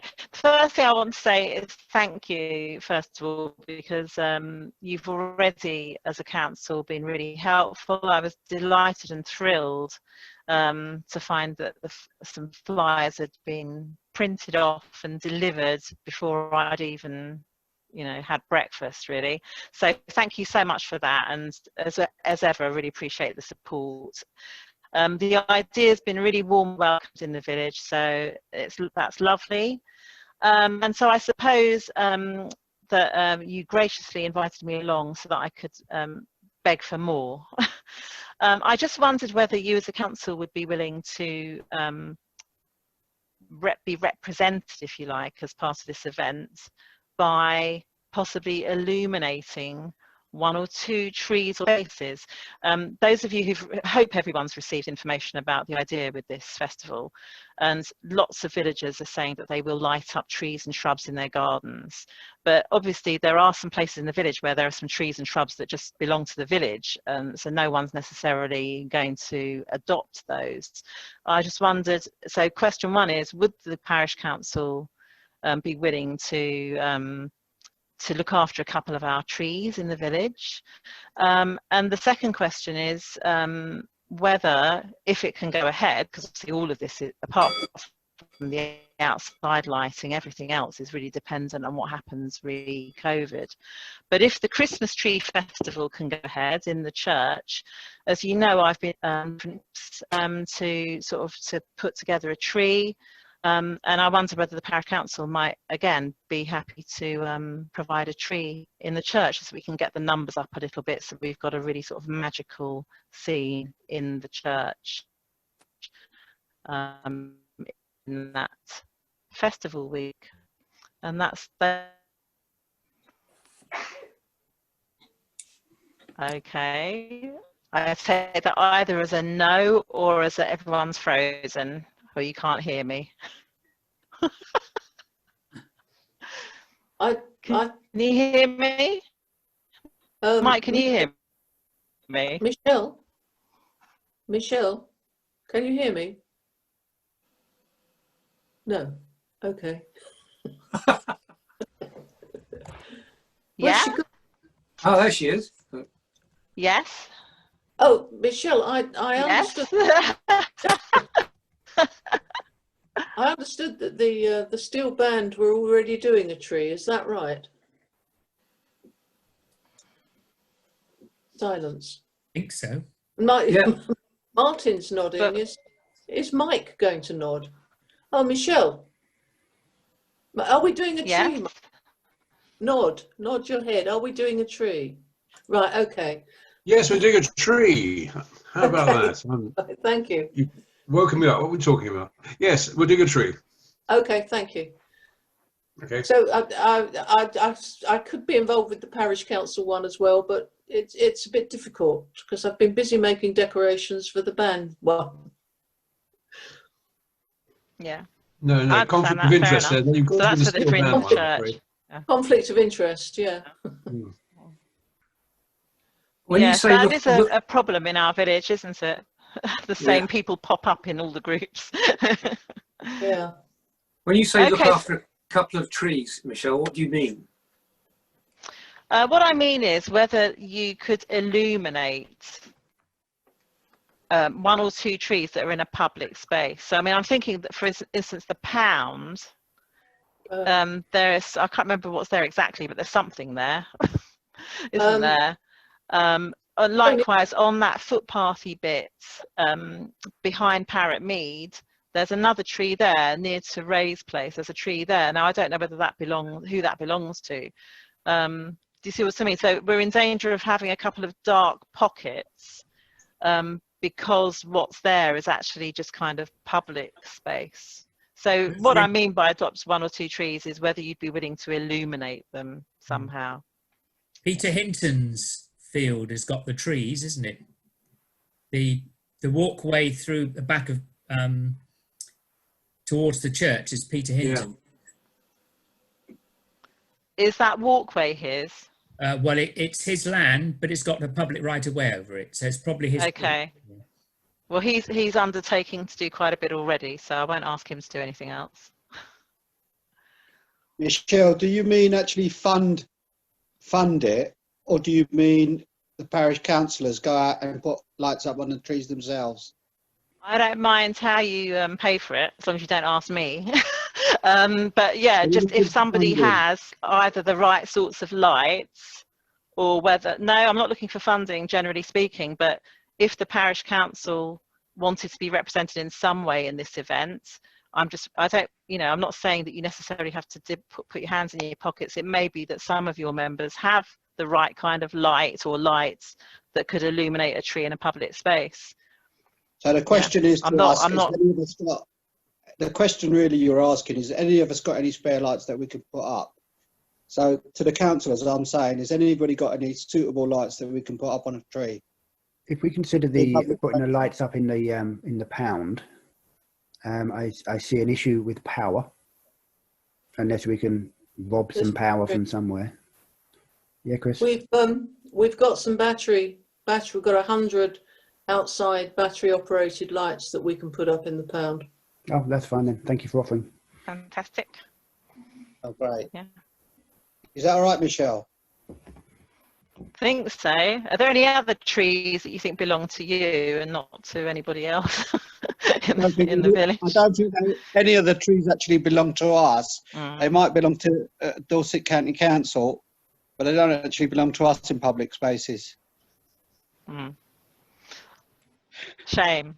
There is a big tree, sort of like at the end of School Hill, really near the grit bin, isn't there? Yes. Do you know where I mean? Yes. It was recently pruned seriously, wasn't it?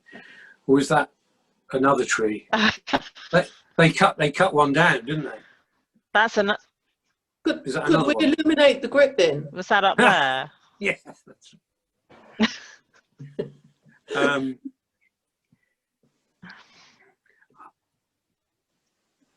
my feeling is that the tree in the church is a step too far. I don't know about other people, but as you rightly say, Michelle, it's the same people doing the same thing all the time, and it gets too much, really. You know, there are too many small organisations that we're all members of, and, you know, just falling on the same shoulders all the time. That's my feeling, I'm afraid. Okay, just thought I'd ask. Thank you for letting me in to ask the question. Well, let's think. Yes. Well, now we know what you're after. Let's follow up this discussion tomorrow, and you know, in a week's time, because we might find battery powered lamps or lights, or somebody might prepare to contribute towards some. I don't know, but let's have a discussion, shall we, folks? Agreed? Yeah. Over the next couple of days. Yeah. Yep. Happy with that? Sorry, Michelle. Thank you. I don't. Yes, thank you very much. I don't want to sound negative, because that's quite wrong. I'm not sounding negative at all. It's just trying to find a way through this. Yes. The practicality. Yes. Okay. Well, thank you very much. No worries. Okay, and you know where I am if there's anything else you need to ask. Okay. Thanks, Michelle. Thanks. Thank you. Item 9, correspondence. No, one edition of the Clerk and Council handbook, which hugely exciting reading, but no, nothing further than that. Okay, thank you. Number 10 is finance. Financial status. We've had information from Jane regarding this month's financial status. Yes, Jane? Yes, we have. I don't think there's much to comment on there, but please do comment if you have anything to say. The annual governance and return, the audit's been signed off. Thank you very much for that, Jane. We had to pay a fair old whack for that, didn't we, one way or another? But there we are.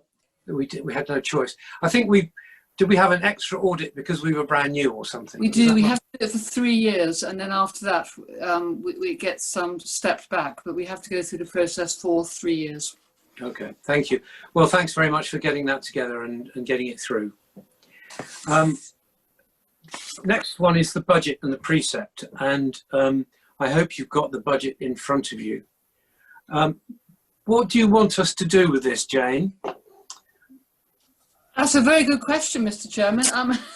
I just wanted to bring it to your attention. We have to make a decision by January when we have to apply for our precept. So what I wanted to do is bring it to your attention as to what was set last year, what we've spent, and what we're likely to spend, so we can think about next year and whether we think we have asked for too much this year, especially in view of what Rebecca was saying earlier in the meeting, whether we think we've got it about right, whether we need to add on anything else. So the feelings really is to, you know, a first stab at what we might want to be looking for in January.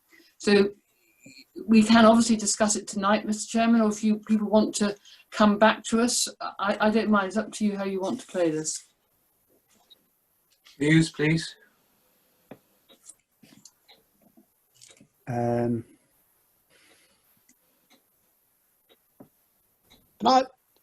We've not really spent much of the precept at the moment, have we? No, we've got an estimated spend for the year of £2,500. And are we likely to spend? No, are we likely to spend that it's in more. time? It's £3,000 is the actual at the end when you've got the core and core activity together. I'm sorry, I beg your pardon. Yes, of course, yeah.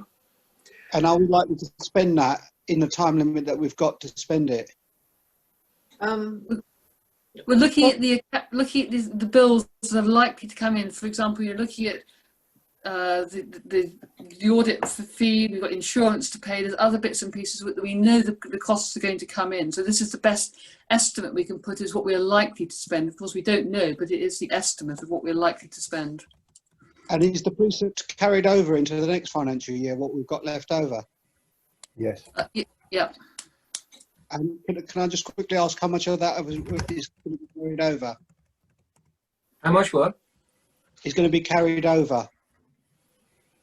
Well, we don't know yet. Well, we do because we've got an estimate, haven't we? Well, the budget, the precept we got this year from Dorset Council was £3,963.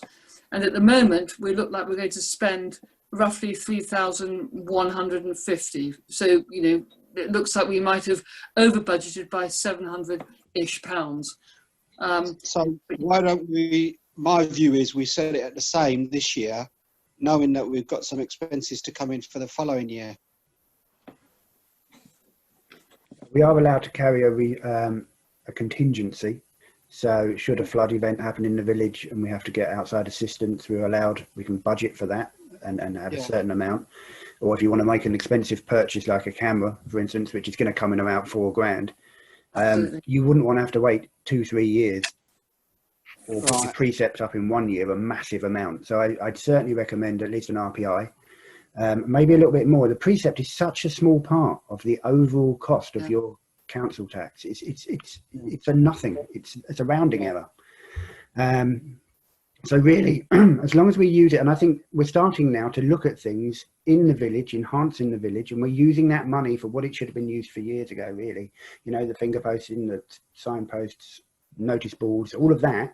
It gives us that little bit of extra money just to make that difference, just to make our village look a little bit better. For instance, the gates coming into the village, I genuinely think that would help. But that's going to be money. So why don't we make a list really of, the things that you've just mentioned, Jonathan, and put estimates against them, and then we'll get a better idea of exactly how much we might need, and then we can actually get the work done instead of thinking we haven't got enough money or we have got enough money, or we got to get X, Y, Z quotes. And I'm not saying that we don't look for best value in terms of, getting work done, but we seem to be worried at the moment that we haven't got, the finger posts are going to cost so much, the notice boards are going to cost so much. Do we want to pay that much? We seem to be, it seemed like when we're having the conversations, we haven't got the money, so we can't get it done, or we put it on the back burner. My view is we make a list of priorities that we want to get done that financial year, and that's what we put in, and that's the work we get done. Because it seems like we're fishing around at the moment and putting things on the back burner. I don't know if do we want to carry on doing that? Absolutely. Or do we want to make a difference and get work done? Yeah, when I went on a brief course about this, a precept has to be for work you want to carry out that next year and your ongoing expenses. That's exactly so we're what right to I'm list saying. it. Yeah. But at the moment, we're just guessing. We're just saying, oh, what shall we set it at? It seems a nonsense to do that if we then don't have enough money and we're saying, oh, we'll put that, leave that aside, we'll do that, we won't do that. Let's make a list. I don't know, I mean, already there's stuff on the list that we've put on the back burner.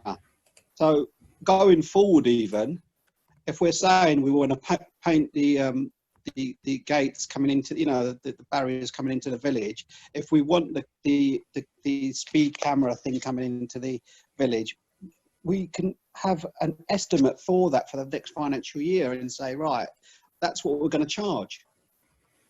Very sensible. Yeah.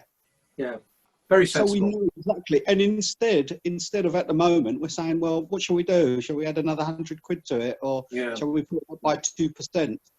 Yeah. And then at least even the people that live in the village can see, right, oh, they've got that done, they've got that done, that done, and it's really made the village look nice. Yeah. And even to the degree where Michelle just asked for those lights, we're fishing around saying, who's got lights, Christmas lights? Now, if we want our village to look nice over Christmas, especially in the communal areas, well, we should do that and budget for it. Yeah. I don't know what other people think, but that's my opinion. Totally agree with you. Chris? So who's going to make a list? We'll do that, Jane and I. Well, Jane, we'll put something together. Good old Jane will do it. We can all come up with individual we should all ideas. come up. Yeah, absolutely. Yeah, because we all live in different parts of the village, and we all know what we need in our section of the village, if you like. Yeah. Or we can communicate with the residents in the village and say, look, what don't you like about the village, or what would you like to see in the village? Yep. Agreed. Yep. Okay, that's very positive. Thank you. Well, we've got the next meeting will determine the precept. So we've got 2 months basically to kick this around and come up with as close estimates as we can as to the likely costs, plus ideas about where we can enhance the village, because it's part of that sort of village enhancement plan that we've been talking about all the way through, isn't it? But the cost has to be attached to the enhancements. Yes. What we want to see happen. So the list really has to include individual items that we're going to do. Yeah. Yep. Excellent. Are we happy? Yep. Yep. Okay. Okay.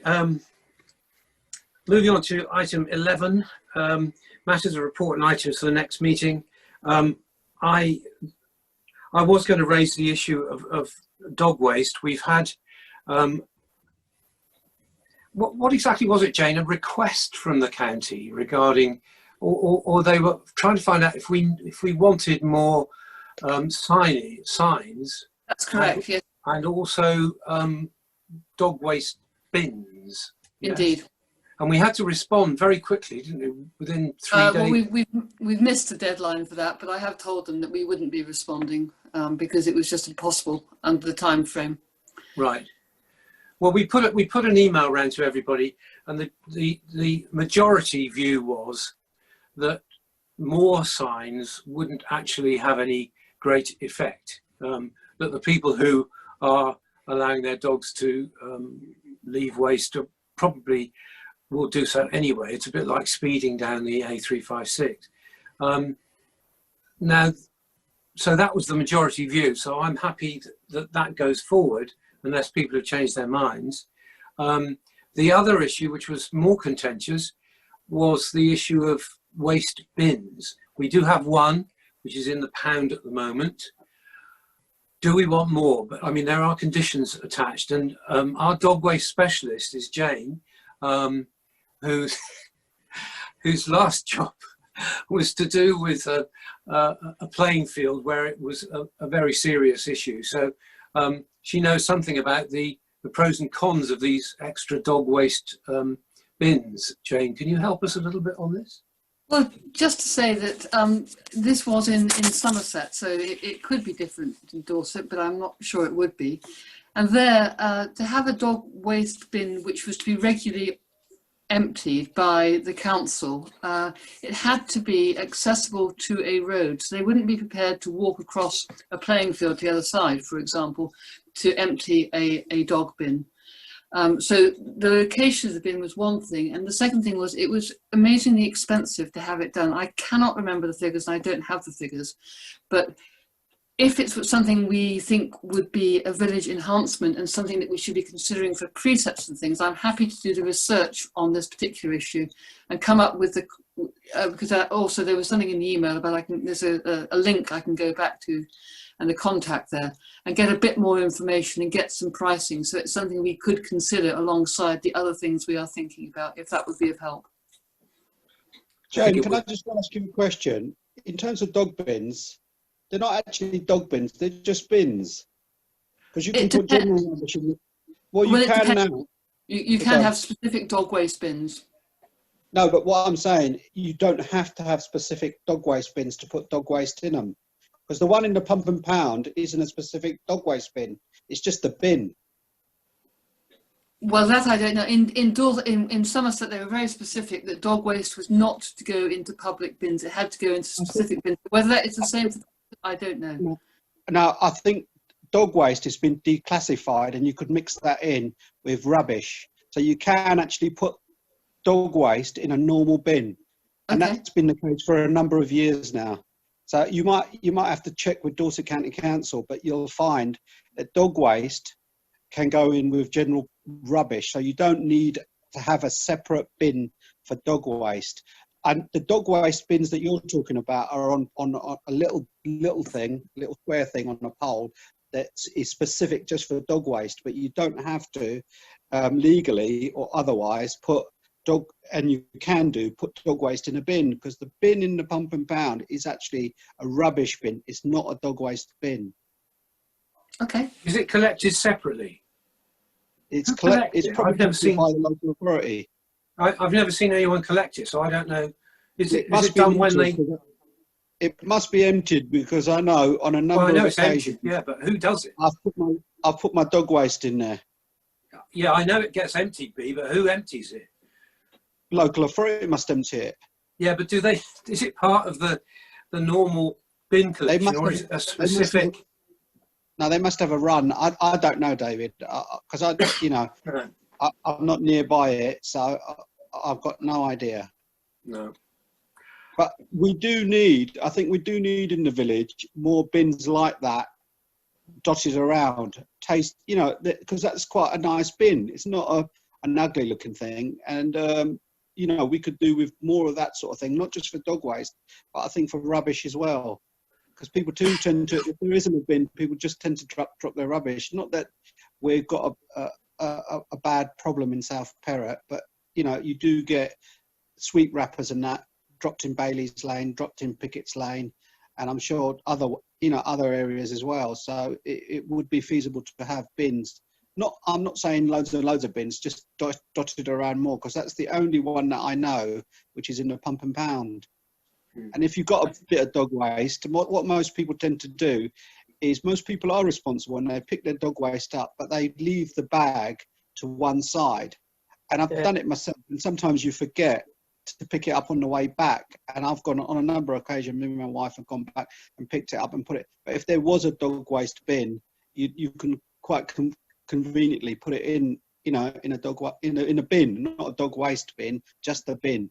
Yeah, Chris.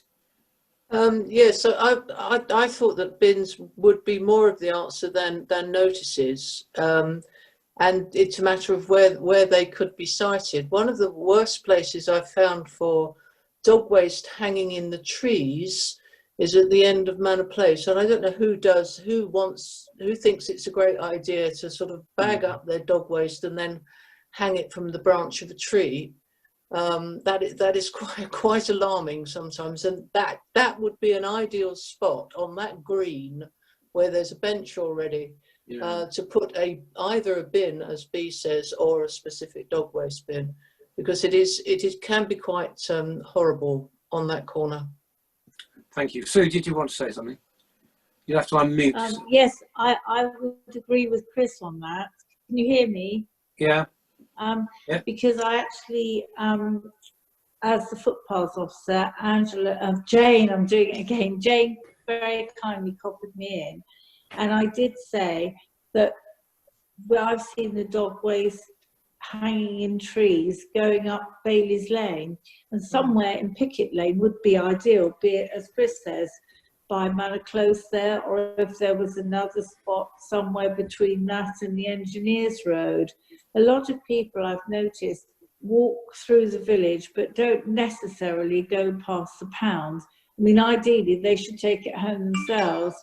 But whilst we're on the issue, I do agree, people just ignore the signs. We put up many, when I was the parish council, on the parish council, and many of them are still there in place. Some are more evident than others at the moment. But the only really effective way is to actually report people. Well, that's very difficult for us. In a small village like this, I wouldn't necessarily want to do that. But if we could get the dog warden down again, then I think that he could come. I know, just if people knew he was coming, for example, we could put in Sue, so I'm going to interrupt you because you're getting off the subject, because we want to stick to the bins. Okay, right. All right then. Well, and I think I'm definitely getting a feeling that we're strongly in favour of more bins.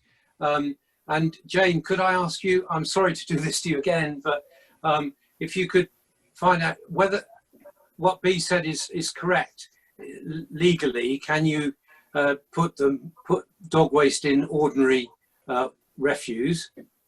And if Jonathan, you got information? Yeah, you can, but the only difference is if you have just an open bin, it stinks. If you have a dog waste bin, it's got a lid that flaps backwards and forwards, and Dorset Waste will pick them up for free as long as they're on a equivalent curbside collection. So if they were in manor close, they go up manor close, they would empty it. Oh right, okay. But is that either a dog bin or a normal bin, Jonathan? Yeah, it is. But I mean, it's just a case we might, as a parish council, we might have to pay for a flappy lid dog bin. As a dog owner, sometimes the bin will smell if you've just got dog waste. If it's an open bin. Yeah. I would prefer to go with the flappy lid one, and it's more obvious it's a dog bin as well. People don't then put their McDonald's in it and all that. Exactly. The only thing I'd say to that, Jonathan, is I've had an experience of those sort of bins in inner city areas, and what happens with those, they do collections every 2 weeks. They collect them every 2 weeks. Within a week, that bin will be full, and people will be leaving their dog poo bags at the bottom of the bin, or on top of the bin, and you'll get an awful mess. And I'm not just saying that. I've had experience of that working for local authority, and the bins don't get collected until every 2 weeks. There'll be chock-a-block with it, because they're not big bins. No. They're only little square bins, and that's the issue with those. Whereas, I mean, if the refuge bins are located in the right areas, they'll work better, like the one in the Pump and Pan, and I'm sure loads of people use that particular bin for dog feces as well. You know, they put it in a bag anyway.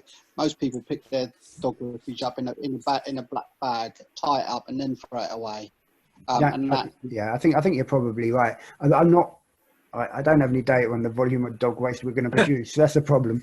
But as you say, you're right. If it's in a bin, you'd have to defer to the people of Manor Close, perhaps, to say, are you happy with the open dog waste bin? Well, do we have to say it's a dog waste bin? It's a bin. No, you can call it a bin. Yeah.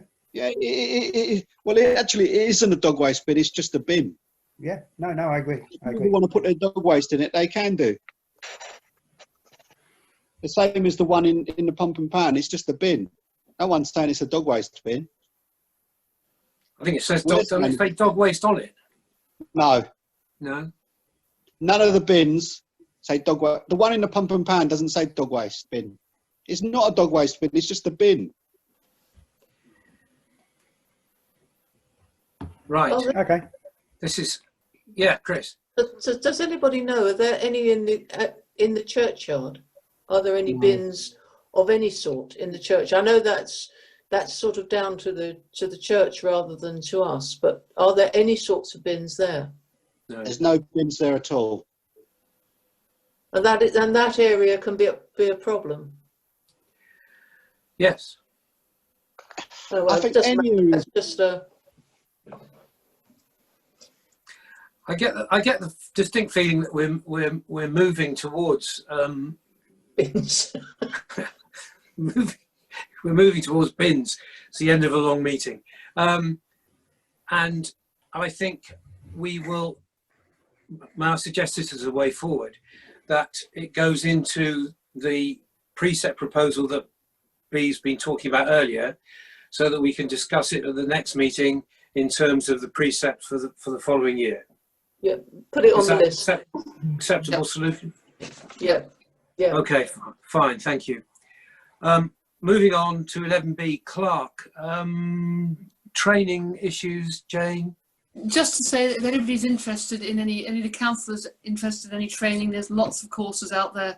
You can do them online, you know, etc.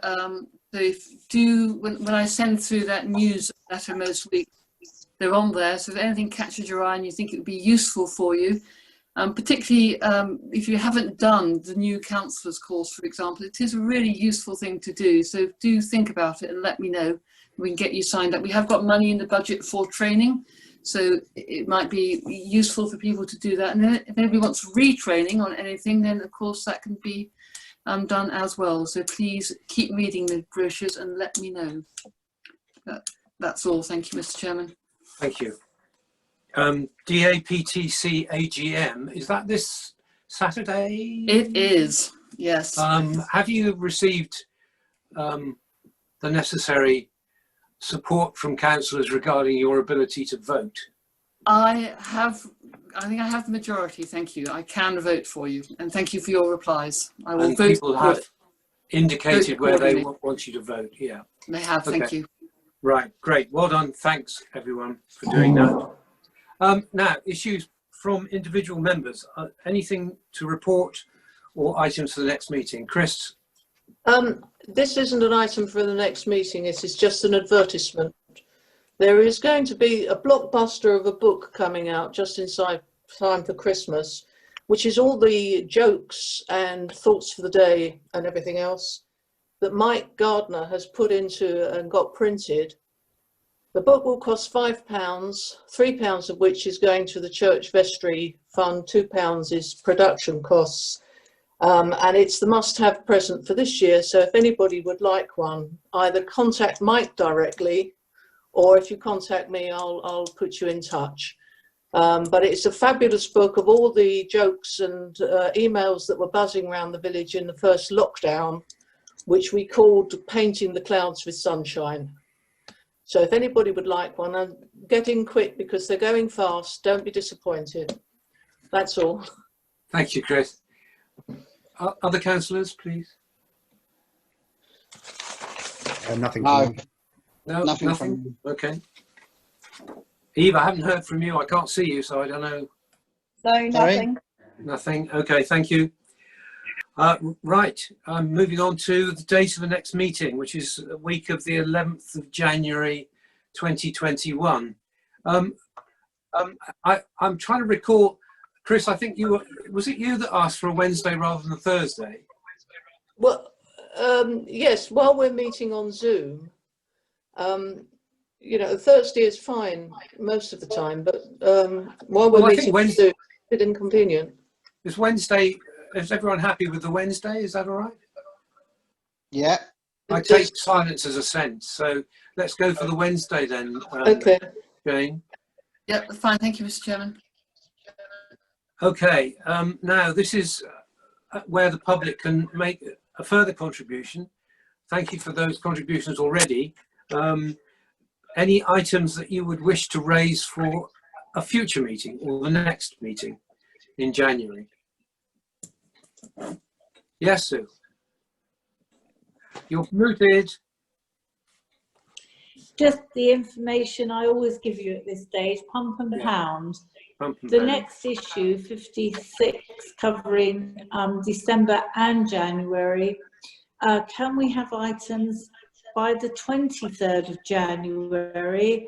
Apart from, I've already spoken to Michelle, because of the Advent Light Festival, I've actually said that if she wants to extend it to the 26th, that's fine, because things might change at short notice due to COVID. But you said January, you don't mean January. 23rd. You said January. Sorry, did I say January? Oh God, it's been a long night. Yeah. No, I mean November, sorry, right. November. Sorry. Right. So items preferably by the 23rd of November, unless it's something which is COVID dependent and we get a sudden announcement, we will extend it absolutely to the 26th of November. Okay, That's thank the you. ultimate deadline. Thank you. Any other contributions that people would like to make for next time? Sorry, did you Chris? say a date in January? We were saying a Wednesday, but Well, it's the week of the 11th. Wednesday the 13th, Chris, I think it is. I haven't got my diary in front of me. oh right, okay, the 13th. Yep. It's the Wednesday of that week of the 11th. Okay. Yeah, that is the 13th. Yeah. Yeah, Wednesday the 13th. Okay. Okay, thank you. Yeah. Marion, No, I'm just sorry to wake. listening. Sorry to wake you. Sorry. No, I was busy writing about the pump and bam. Sorry. Oh, okay, right. Yeah, I thought you No, there's nothing. knitted about 3 jumpers by the time we finish this meeting, I think. Anyway, well, we've made it through another meeting. I've only crocheted a bit tonight.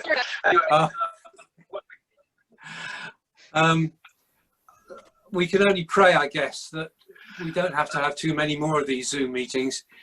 Try as we might, it's really difficult, isn't it? I find it difficult anyway. So let's hope that next time we won't have to do it, but I suspect we will. Anyway, thank you all very much for your contributions. I think it's been a very positive meeting and we've really moved forward. So thanks again. You can press the button now, end it all, and go and have a drink. Well done, That's my Dave. attention anyway. Thank you. Thank you, Bye-bye David. now. Thanks.